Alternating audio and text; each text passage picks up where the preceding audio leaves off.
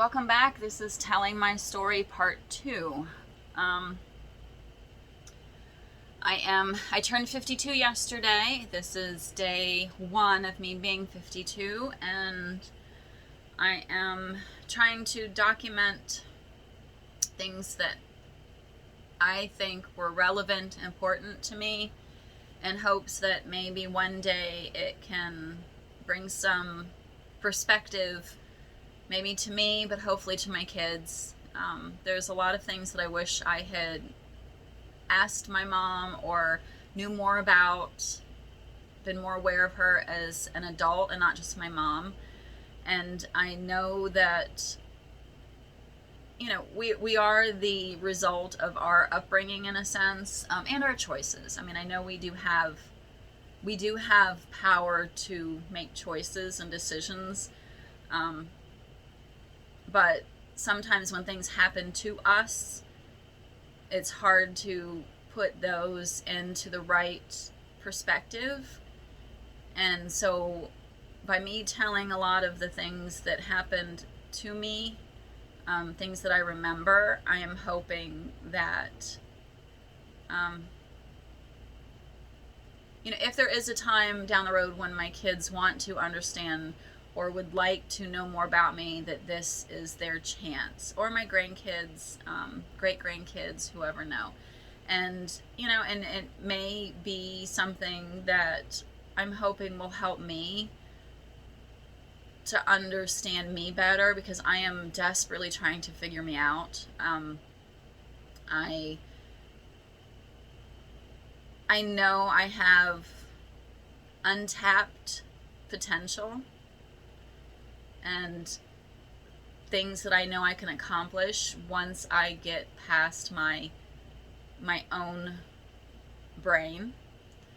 And so maybe by me putting it all out and actually saying the things that are in my brain instead of just locking them in, I'm hoping it's freeing and help me with my perspectives of me and my understanding, and help me figure out what it is that, maybe not what it is, but maybe who it is I'm supposed to be. My mom was definitely a amazing person. I remember, she was a college graduate, she was a teacher, she was a coach, she was a counselor. There was a place called Camp Wingfoot that she used to work at. I remember her taking me when I was little, 4 or 5, and they had a tree where all the kids would put their gum on before they went to the chow hall, mess hall, whatever they would call it. And I always thought that was the coolest thing, this tree full of gum. But she taught archery and riflery and I don't even know. I so many things she did. She, like I said, she was a science teacher. She was a coach. She coached lacrosse, I believe, volleyball. She actually played professional women's football for a year or two. Ended up breaking her fingers pretty good, and I guess that was, why she quit. She's the one that taught me to throw football. Very athletic. Very pretty. Very smart. And loved me to death. As I said in my first video, she would call me her greatest accomplishment, and my snapback was her only accomplishment, knowing that it was a lie. She got her master's degree at night. She would work full-time during the day. She was a career woman. She got her master's degree. I remember her doing homework at night. I would do homework too, 7, 8 years old. But she got her master's, bachelor's, master's, whatever one it was. She got the big one. She, for a while, she became a parole officer. And I've heard some stories, like one house that she'd went to, and there was just like nothing but used condoms scattered all over the yard. And she really because she was raised mostly in a children's home, she really wanted to help kids. She knew how the environment that a child grew up in, how much it can affect them, and how much of an impact the right people can have. You can have a bright light, and Mom had, I'm sure, enough bright lights in her life to help keep her, you know, wanting to go and do better and be better and make a difference. So she was a parole officer for a while, and it's funny, the story she tells is because when she was raising me, I was never raised to be prejudiced. I was never raised to judge by appearance, whether it's color or, dress or hair. I base my judgments on attitude, and it sounds horrible, but you can tell a lot by somebody by how they act.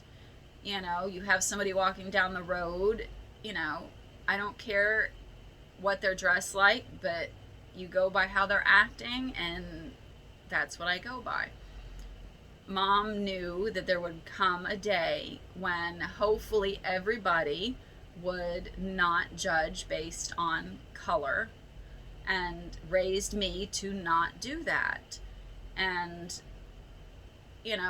living in Ohio, it was tough because as a woman and she was passed up for a raise and a promotion because she wasn't black, and because even though she had the education and the experience, she was not promoted because of her skin color. And that still floors me. But she wanted to get out of Ohio because she didn't think that was the best place to raise me the way she wanted me to be. And so for a good year, she used to get subscriptions to different newspapers in Florida. She'd pick the big cities, Orlando, Tampa, all that good stuff. And she would go through and check all the advertisements for jobs, because that was pre-computer. That's what you did. And, the YMCA, they had a newsstand, and so she would, have them order her different newspapers. And she found a job, and she actually got an interview for, the county we're in now. And so she took off we took off on a Thursday. She drove straight through, probably Wednesday. No, probably Thursday, whatever. Drove from Ohio to Florida to be on an interview Friday morning. Did the interview for us to leave Saturday to be back home Sunday. So she probably took Wednesday, Thursday, because she's the only one that drove. My grandmother never drove. So whenever we would do on vacation, unless we did the auto train, which was also very cool, another good memory, she drove by herself. So the story is that, after the interview and we went back to Ohio, she was sitting at her desk and got a phone call offering her the position, if she would take it. And at that moment, there was a young kid who was very upset at his parole officer, and was apparently leaning over my mom's desk with a knife at her throat, threatening to kill her because he was pissed off. And my mom says I very, very calmly told them I would accept their offer and would be happy to start within 2 weeks. So that was how she accepted the job for us to move to Florida. So packed everything up and did all that good stuff.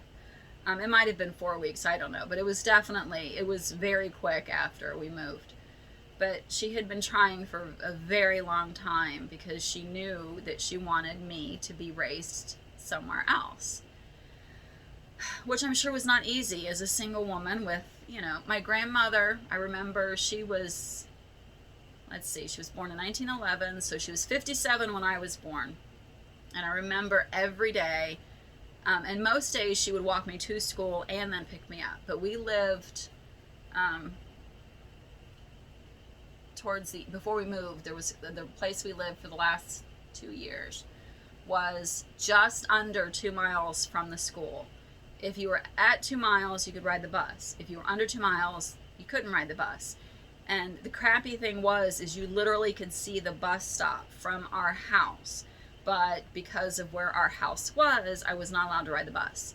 And my mom had to work. So when she could, she would drop me off. Like when it was, freezing bitter and stuff, she would drop me off. But normally my grandmother would walk. So she would walk me to school, which was almost 2 miles, and then walk back. And then in the afternoon, she would walk to school to pick me up, which was almost 2 miles, and walk back. So in her 60s, she was walking on average of 8 miles a day, 5 days a week, to take me back and forth to school. Some of those trips, I remember we got to stop. There was an ice cream store in it was Greenmont Village. Greenmont was the first school I went to, and then Ascension. But from Ascension, we still walked through to get to our house. And there was an ice cream store. And I remember sometimes, we'd stop to get the ice cream treat. Oh my God, that was such a good day. But I never appreciated it. And especially now that I'm 52 and I think, holy cow, to not even, to be 10 years older than I am and to consistently walk that much every day, to be able to pick my grandkid up from school and take him to school. Oh my gosh, that was amazing. Yeah. But let's see. Once we moved, I don't think there may have been some things, Ohio time, traumatic or memorable, which if so, I'm sure I'll spit it out. But after we moved, there was some things that definitely influenced me. And for those who know me now, it was probably very hard to believe, but I used to love to dance. I loved to roller skate. I would I would do the tape recorder of songs and then go out with my cassette player and my roller skates in the road in front of our apartment, and I would just roller skate. The sad thing is, at first it was with metal wheels, and so I irritated the hell out of everybody because you're like, running across the thing. But I would be out there and I would just skate and dance and do stuff. Once I found basketball, I didn't go anywhere without a basketball. I was dribbling all the time. I remember the apartment we lived on was 2-story, and where we parked our car, of course my mom was at work, so it was empty during the day usually anyway. I would pretend I was shooting against the wall and throw to practice my throwing and my shooting, bouncing, dribbling, catching. Then I got into Foursquare. Oh my God, I practiced Foursquare, bouncing against the wall all the time. Oh my God, I'm sure I annoyed everybody. And of course, looking back, I feel bad, and nobody ever said anything. Imagine Gammy being in the apartment and just hearing boom, boom, boom against the wall all the time with me and my basketball. But I loved it. I used to do work for the apartment manager. She would pay me in quarters from the laundry machines, or from the washers and dryers. And, it's like to put notices on people's door if they were late for rent or, moving their car, or to go, sweep out the laundry or walk her dog. That was, good times. I'd get me, a couple dollars worth of quarters. That was also in the age we lived by a Quick Stop. I don't remember the name of it, what it was, but a little convenience store. And my Gammy smoked Salem menthols, and she would send me up with a note and money to go buy her some cigarettes, and it was never a question. I remember our mailman, his name was Tony, and he would always for his lunch break be at the convenience store looking at the magazines. I'm not going to say which magazines, but he would always be there looking at the magazines for his lunch break. they used to sell the little metal pencil sharpeners that were shaped like musical instruments or trains or whatever. And one of my favorite things when I did make some money was to, it was like they were like $1.25 or 99. I don't know. They were very inexpensive. I would buy different ones for my mom for gifts, and that was her collection. She collected all those things. She had a bunch by the time I was done. Um, there was a pizza place that I loved to go to, had video games, and I was good at video games. One of the guys, um, Norman, call him Storm Norman, he was awesome, taught me the pattern to do Pac-Man. And so I could sit there for like literally hours, and until I messed up the pattern, I could just kick butt on the Pac-Man. Defender, Galaga, and there was a teenager in there that used to make the pizzas, and I had a massive crush on him. And I just would stand on the chair and look over the partition, you know, the clear thing, and just watch him make pizzas like all day if I could. It was good times. We would go. I remember there was one time we went, and my mom's friends went, and there was a kid that was in there, and he was, you know, scamming kids out of their quarters by like saying, "Oh, I don't know how to play, and you know, I'll play you," and they, you know, get their money, and they knew I was good, and so my mom's friend challenged him to play me for like $5 or whatever, and I kicked his butt so good, and he didn't do that anymore. It was good times. We would go quite a bit, and you know, sadly, a lot of it I think was because it was a good place for my mom to drink. And there was one time I was probably like 11, and we were coming back really late, you know, probably 12:30, 1 o'clock, and she had been drinking, and they, at the time, they were, the apartment complex we lived in, they had an apartment complex next to us, and she was walking, and she had her hands in her pockets, and she fell, and like just her whole, just scraped it right on the floor, the floor on the road. And I remember having to basically carry her, drag her to a friend of hers that lived in the complex we lived in, her best friend. And like I said, it was like 12:30 at night, and I remember banging on his door and just so, you know, freaked out. She had, you know, blood and skin and everything just hanging off her face, and he ended up driving us to the emergency room. And I remember being in the bathroom with her, and her, you know, after they kind of cleaned her up, and yeah, they ended up having to put stitches in her nose, and she had scars for the rest of her life from it. But that was pretty traumatic, seeing her, you know, do that. So after that, I never ever walked with my hands in my pockets. And if I see people walking with their hands in their pockets, I cringe, because I know if she'd had her hands out, she would have been able to at least catch herself instead of, you know, slide face first on the asphalt with her face. There was a lot of pool parties, and so many good memories, but also some that I cringe.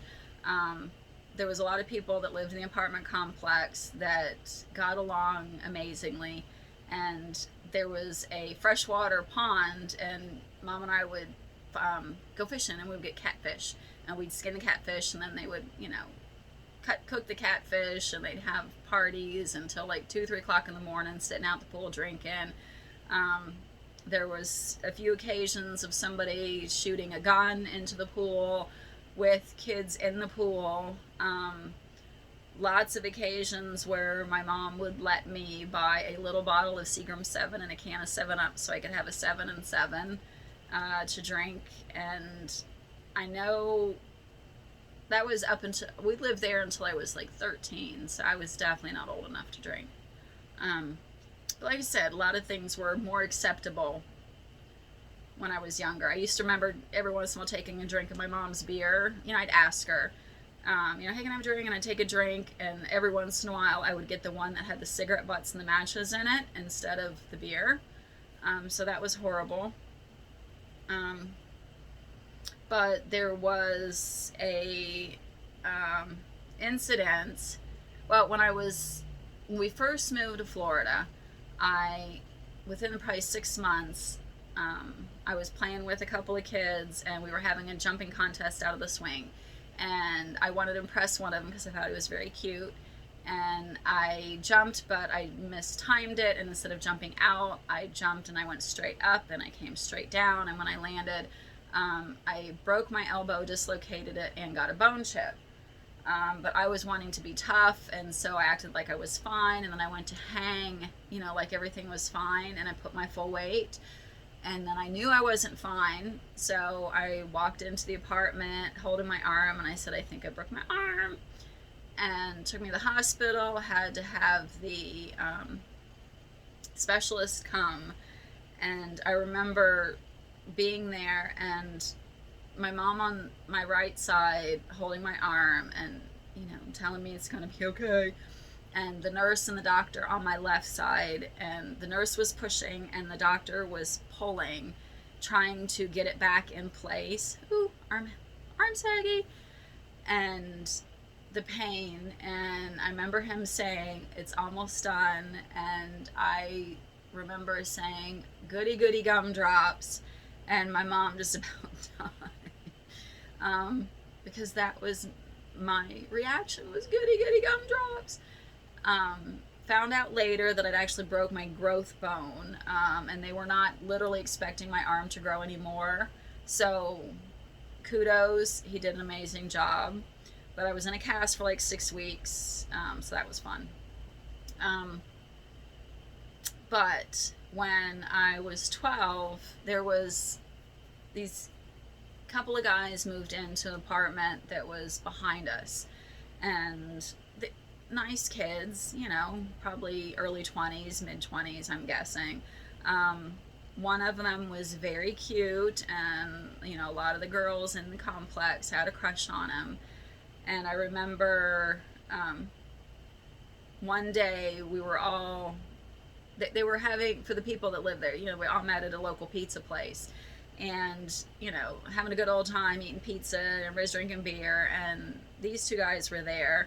And I remember standing behind my mom. I was 12, and I'll tell you why I know that in a minute.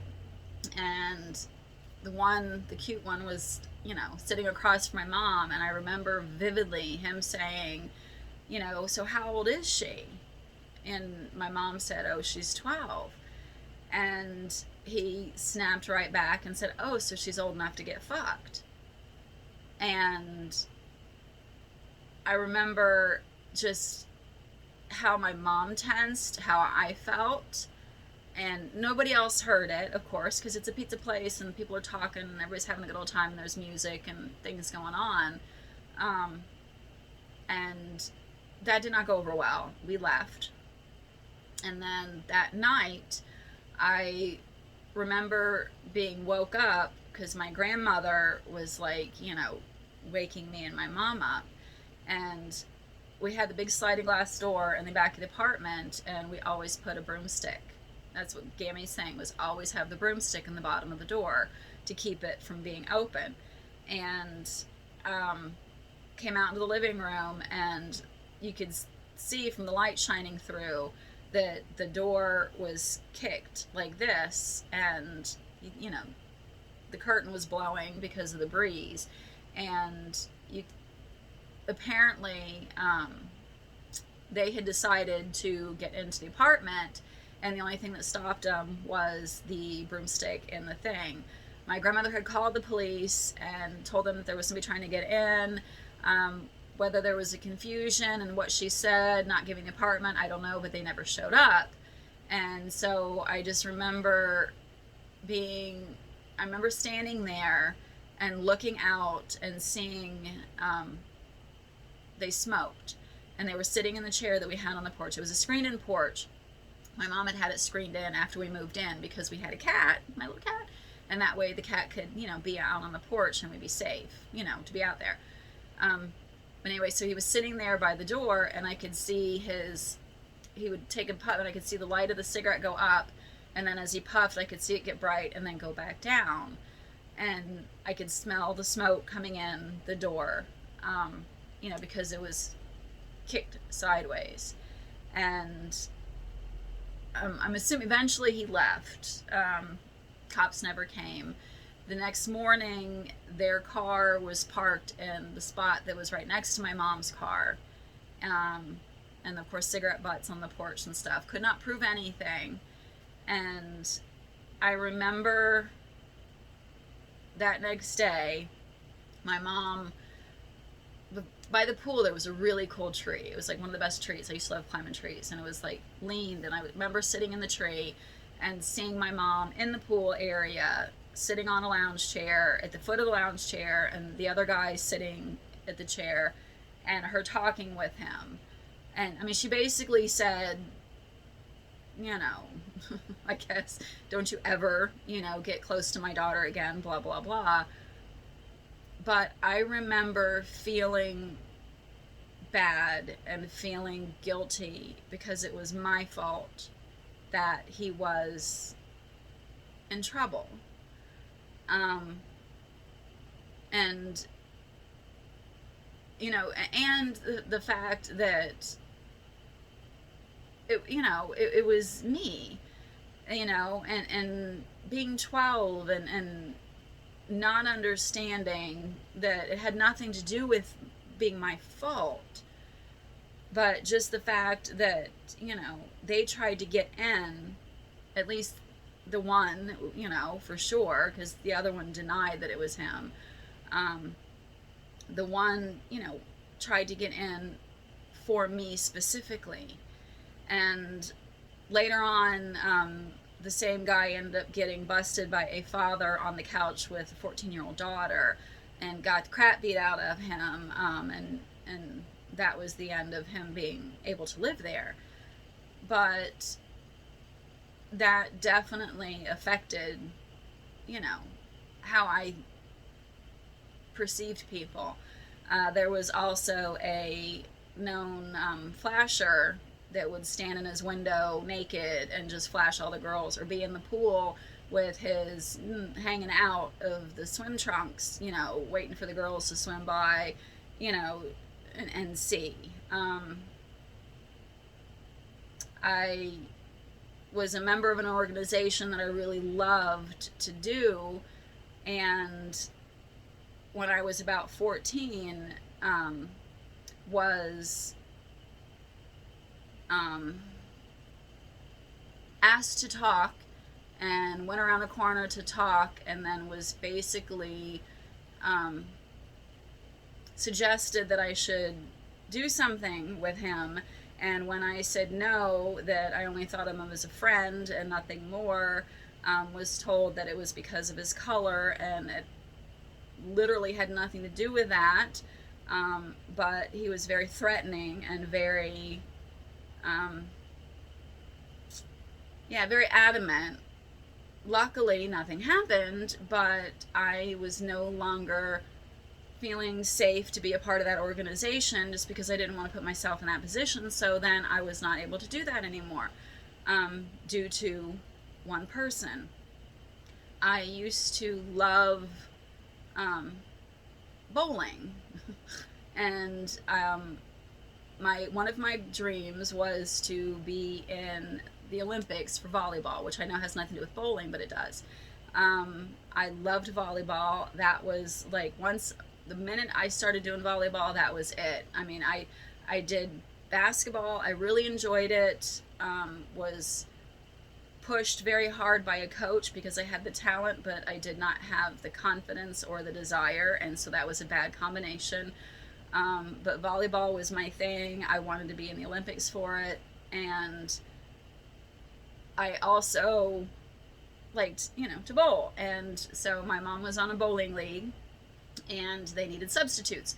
The only way I could do a bowling league and not interfere with my chance of being, you can't, if you want to be in the Olympics, you can't be a professional. And if you're on a team of like bowling, then you're considered a professional athlete, and you can't be in the Olympics.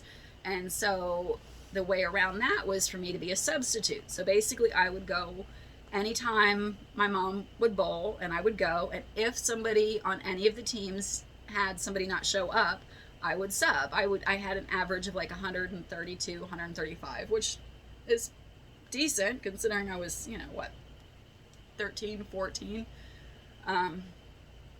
And the manager of the said bowling alley took a very interest to me, I guess.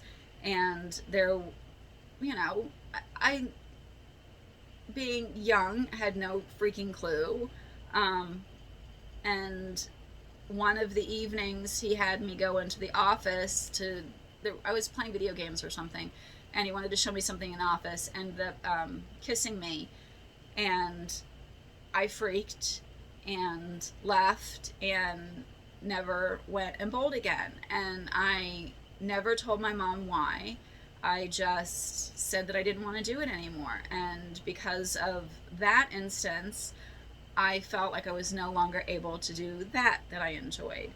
When I was young, when I used to do dance, I did tap and I did baton and I did balance beam and gymnastics, with the group and then with private. And I loved it and I was good. And things were tight for my mom. It was, after Aunt Susie had died, and my mom was trying to help raise a couple of kids, maybe just one at that point, because at that point, Donna, I think, was moved out.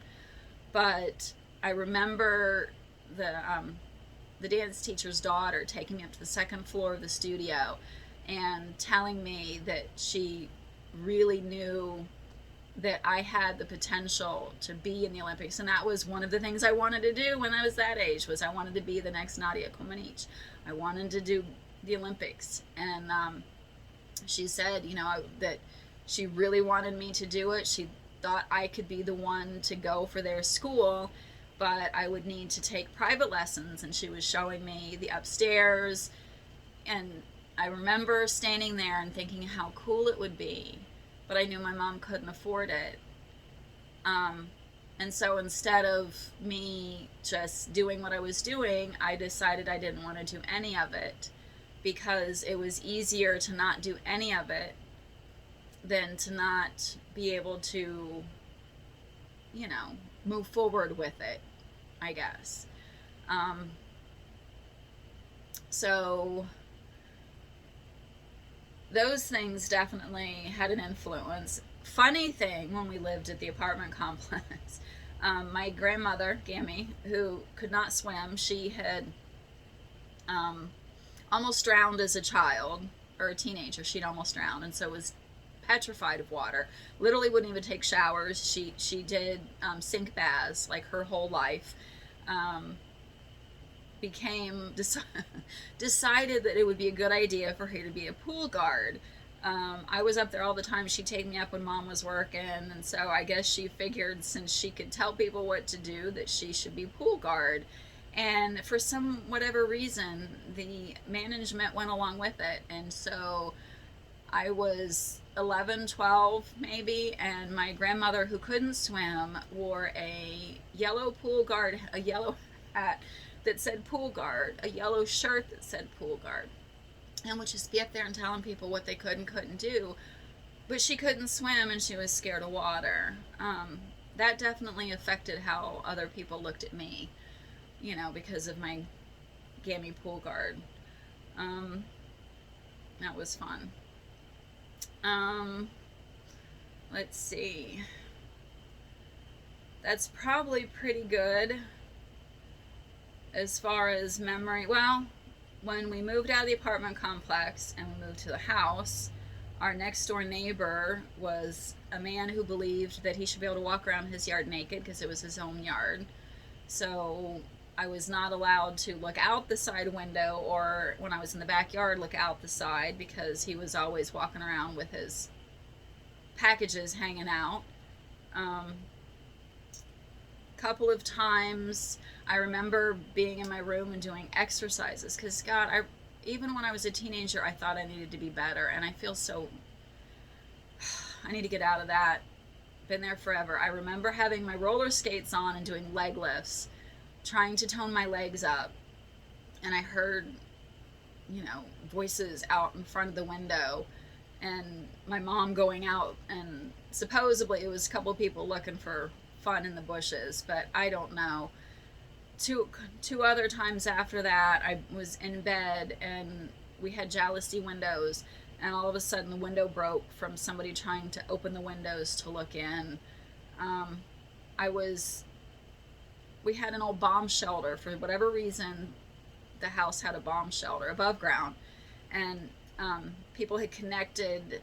They built like a bedroom, bathroom, and that on bomb shelter, and it had an old screen room, but then they had enclosed it. So I was in that room watching TV, and I heard somebody in the back wall that was all glass windows.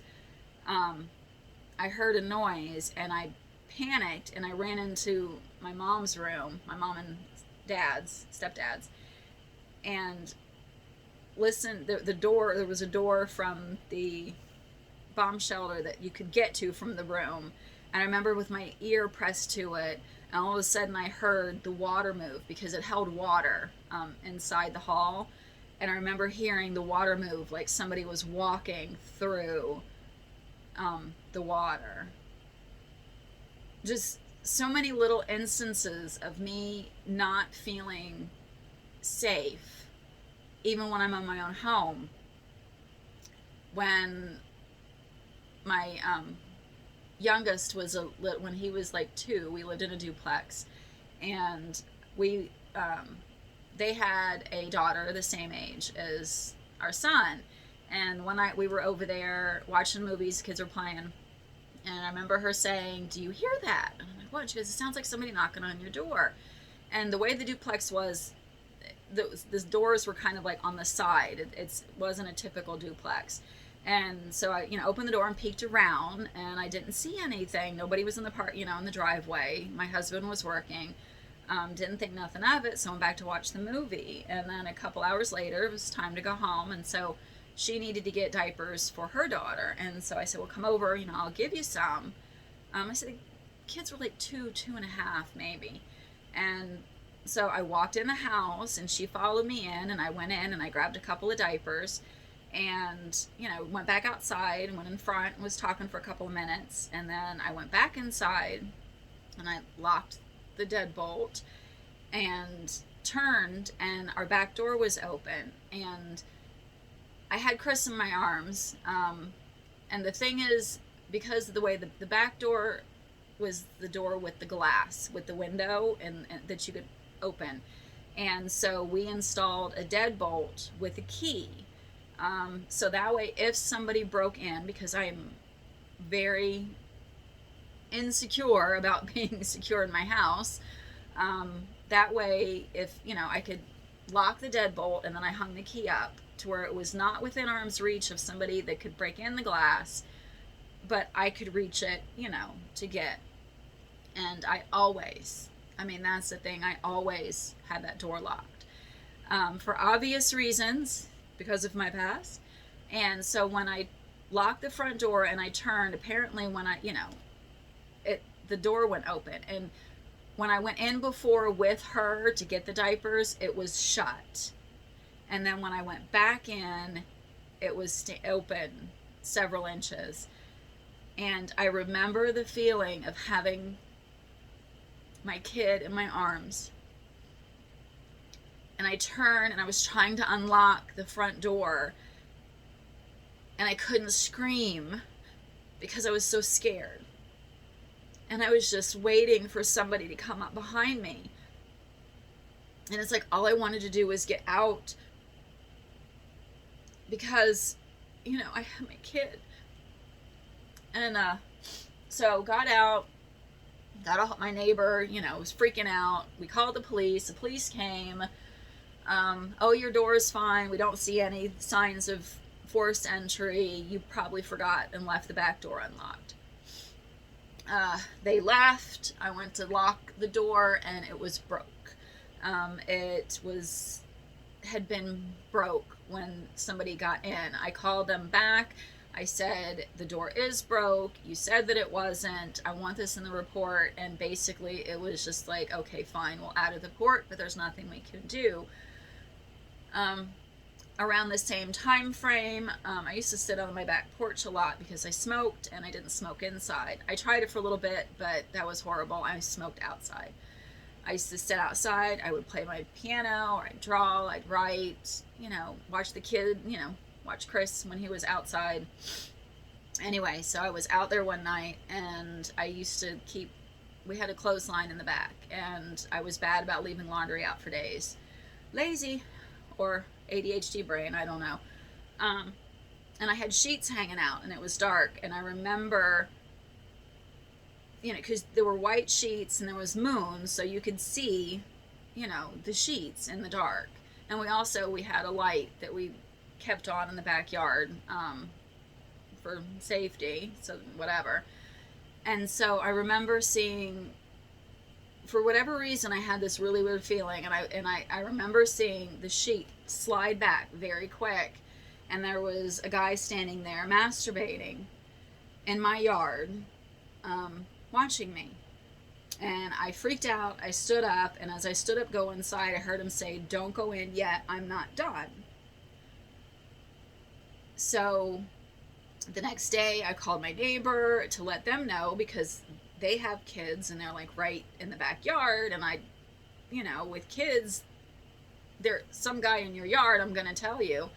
And she's like, "Oh no, that's so scary, and my husband forgot and left the door unlocked last night." And it occurred to me it was probably the husband, but I couldn't say anything. So I often wondered, was it him that tried to get in the house that night? I don't know, but that made it very uncomfortable for me from that point forward to be anywhere outside my house, or to even be friends with this person, or to let my kid play with their kids because of the husband. During the same time frame, I decided to get on birth control pills. I was just ready to get on birth control pills. So my mom made an appointment with a doctor that was her doctor that she went to for her heart and problems, because she'd had a heart attack and stuff. His brother was a regular physician. So she made an appointment with me to go see him, and did the exam, did the birth control thing, whatever. The nurse was in there all fine and dandy. Then they leave, I get dressed, he comes back, and he says, "Oh yeah, by the way, I forgot to do a breast exam." And without the nurse present, he proceeds to do a very uncomfortable breast exam. And I know it probably sounds like no big deal, but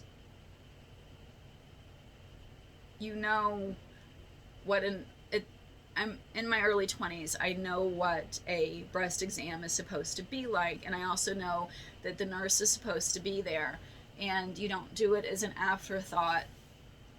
And so when I left, I felt like I had been violated, and I was horribly embarrassed and ashamed, and I didn't know what to do. I also had forgot to say that when I was little, 4, 5, I had to get dental work because the pediatrician had told my mom that there was no need to take me to a dentist until I was like 5, because that's apparently what they believed, or he believed. And I loved Kool-Aid with lots of sugar, so by the time I went to the dentist, I needed 6 caps. And I had 4 that were live and 2 that were root canals. And I remember it hurting and me crying, and the dentist was very mean and yelled at me to shut up and to quit crying. And so I couldn't say anything, and I couldn't tell my mom because I didn't want the dentist to get mad at me, and I knew I had to go back. So I kept having to go back even though I knew that it was not going to be a good situation. And I also had an instance of a dentist that I had went to when I was in 11, 12 that was later arrested for molesting people while they were under anesthesia while he was doing procedures.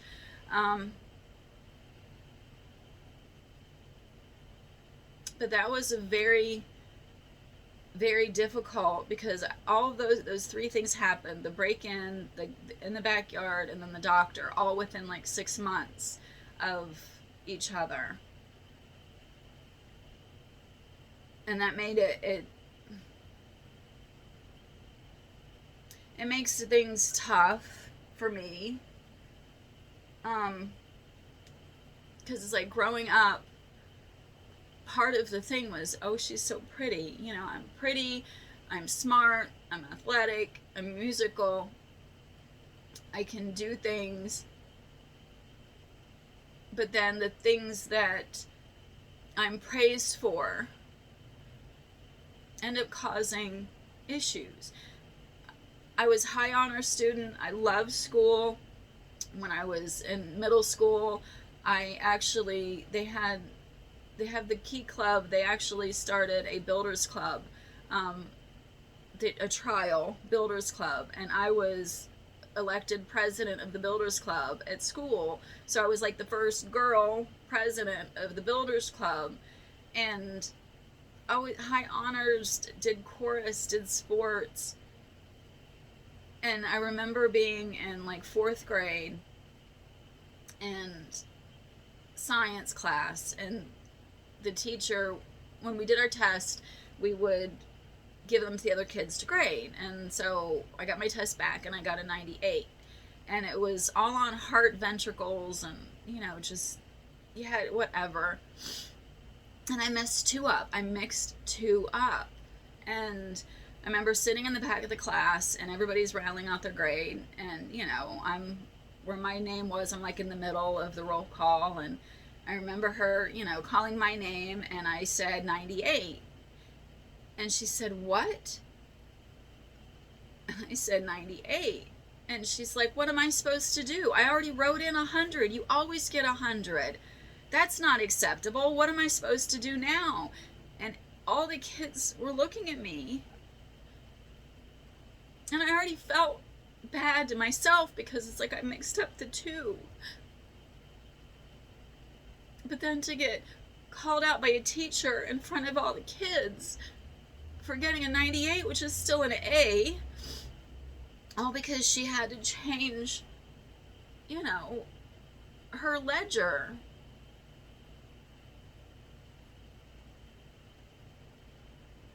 I don't know. You know, I know a lot of the pressures I put on myself are self-imposed. And I know a lot of the things are self-imposed. But when you have, you know, apparently the brain I have, and then when you have instances like these, whether, you know, unintentional or intentional, it definitely plays a part in how things go. My mom was single until I was 12. She met my stepdad when we were fishing. We would go fishing all the time. I love to go fishing. So we'd go fishing all the time.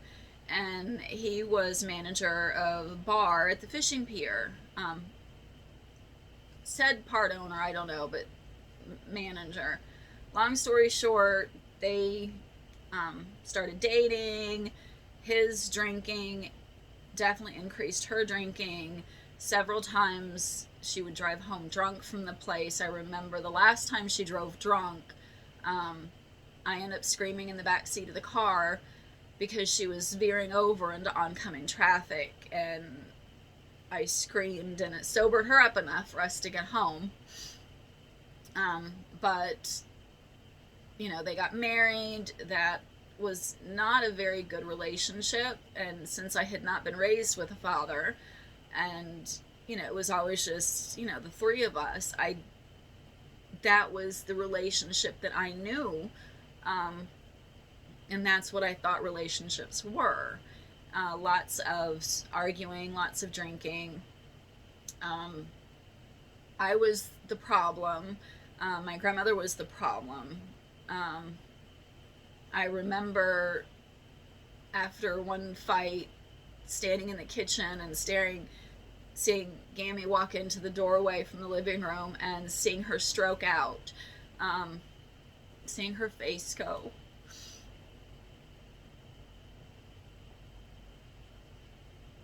She'd had, when we lived at the apartment complex, I was probably like 11 or 12, and her and I had spent a day downtown walking through all the cool shops, and just, we had a really good day.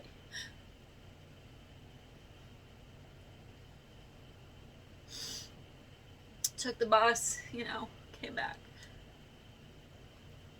And next day she was in the hospital for 3 months. She was there. She'd had a heart attack and supposedly blew a hole out in between her ventricles.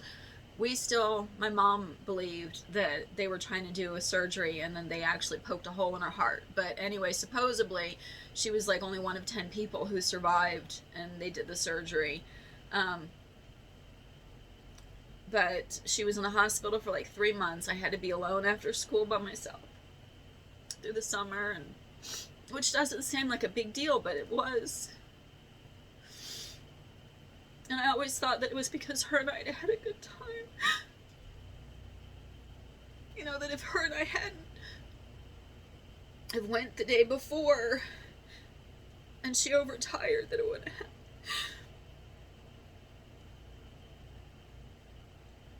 I know now that it just, you know, it just happens. But anyway, I got to the point to where, because we would see her like before I would go to school and then after I go to school. Sometimes she was in Tampa for a while, and so we had to stay with family I didn't even know we had. But I would curl my hair the night before and be ready for school, and so I would curl my hair and just lay and not move, so we'd have time to go visit her before I go to school. And there was also a time, and I don't know if it was before or after the heart attack, when, because I rode the bus, and for whatever reason, you know, she was always there to pick me up at the bus stop. Even though, you know, it was whatever, it was just like right out inside of the complex, across the street. She was always there. And for whatever reason, the bus driver dropped me off at a different spot, because it's like there was a couple of kids that weren't there, so instead of doing the normal route, he just did a shortcut. So when he dropped me off, I looked and I didn't see her at where she normally is. And so I figured, okay, maybe I was early and then I would meet her on the way. And so I started walking, and I got all the way to the apartment. She wasn't there. I called my mom. I'm freaking out because I can't find Gammy. And my mom had to drive from work, so that was probably 15-20 minutes. And then she drove me up to this convenience store that was across the street, which is, you know, basically where she would have picked me up. And she was there on the phone trying to find me. It's not funny, but it is, because it's like almost out of a movie. You know, me running out of the car screaming, "Gammy, I thought I lost you."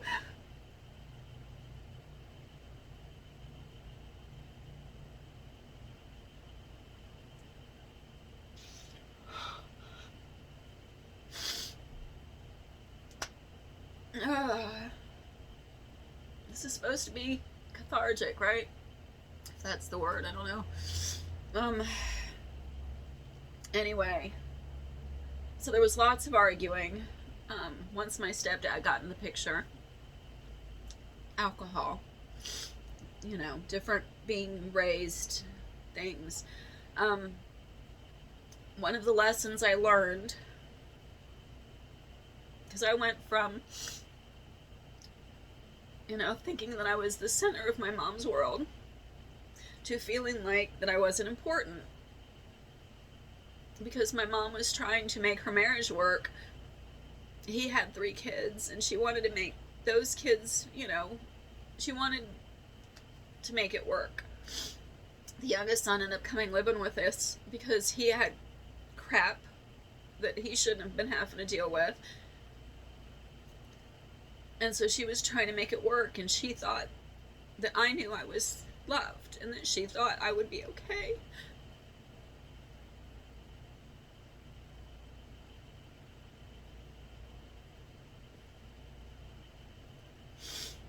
And I slowly became not okay.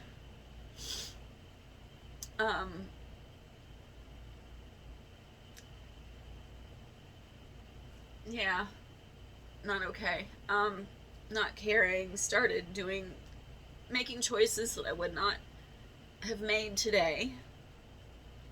My grades dropped. Didn't care about school, skipped school, wasn't able to play my sports.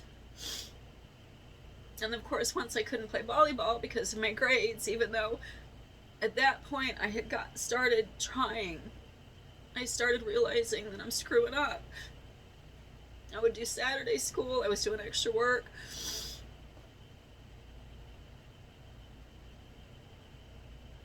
And I didn't do enough. And when I started high school, I actually, my freshman year was on JV. My sophomore year, me and one other girl, I think maybe 2, were actually on JV and varsity at the same time because of, we were good enough to do that.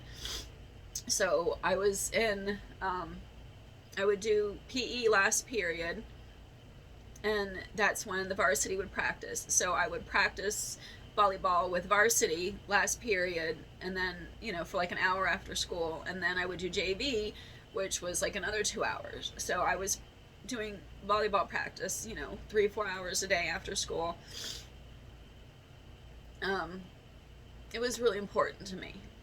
But I went through a bullying period of being bullied. I had my first, not my first love, but my first, we had broke up, and he started going with this other girl, which in high school, oh my god, it's like high school, Jesus. Anyway, I couldn't figure out, after I started high school, I had a lot of kids I would talk to, just, hey, hi. And after a few weeks, they stopped talking to me. And at first I thought it was just, weird. And then one day in PE, I saw this girl talking to another kid that I had talked to, been social, friends with. And she talked to him, and I remember watching him and them looking at me and then talking and then looking at me and talking. And he never talked to me again after that. I mean, I could say hi and he wouldn't even say hi. And it got to where I was called to the office because I was caught writing obscenities on lockers, even though I was at track practice with several people that vouched for me. The rumor went around that I was pregnant. I mean, there was just so many things that were being said and stuff about me, and I don't know why. One day in gym, it was last period, her and her friends, who of course were popular kids, came up, and I was sitting there on the bleachers. It was after, we were all ready to get gone for the day, and I was talking to my friend who was telling me about juggling, and it sounds so dumb, we were talking about juggling, and they come up and they stand in front of me, and they start, you got to quit doing this and blah blah blah, and just chewing me out, and I don't even know why. And no, actually, I think at that point I was starting to get tired of it, and I was starting to mouth back, is what it is. I was starting to basically, protest. Anyway, all of a sudden, she hauls off and slaps me right there in front of the gym. Everybody, I mean, we're talking like 3 classes that were getting ready to go home, and everybody just waiting, and just boom. And I just sat there because I didn't know what to do. I didn't want to get in a fight, because if I got in a fight, then I would be in trouble. So that definitely didn't help with my schooling.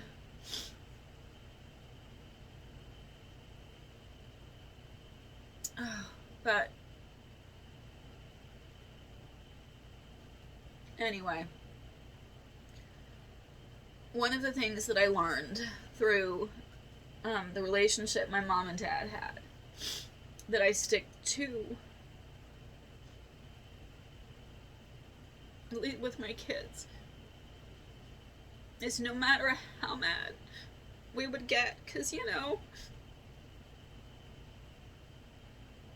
it's family, no matter how mad I would get, no matter what would happen, I would tell them I loved them.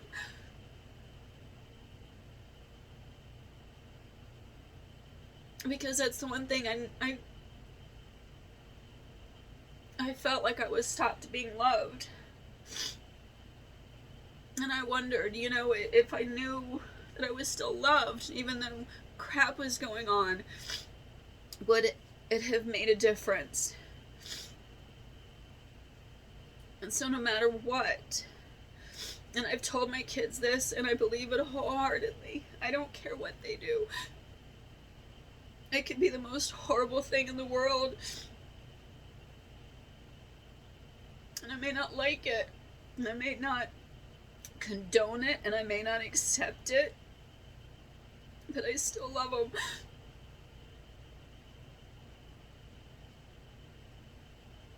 And that never changes. And it breaks my heart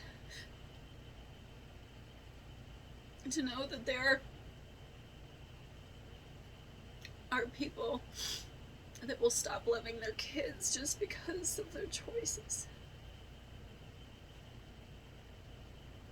or because of who they are,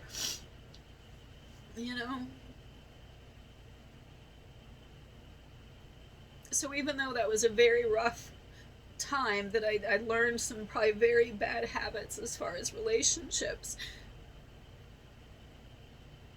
I learned that I always want my kids to know I love them, no matter what.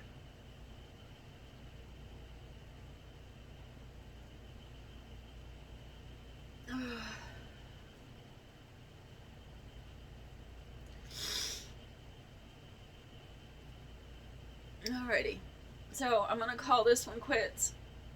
I've been doing this now for probably 3 hours between this one and the other one. I will do more another time. Oh, thank you for listening.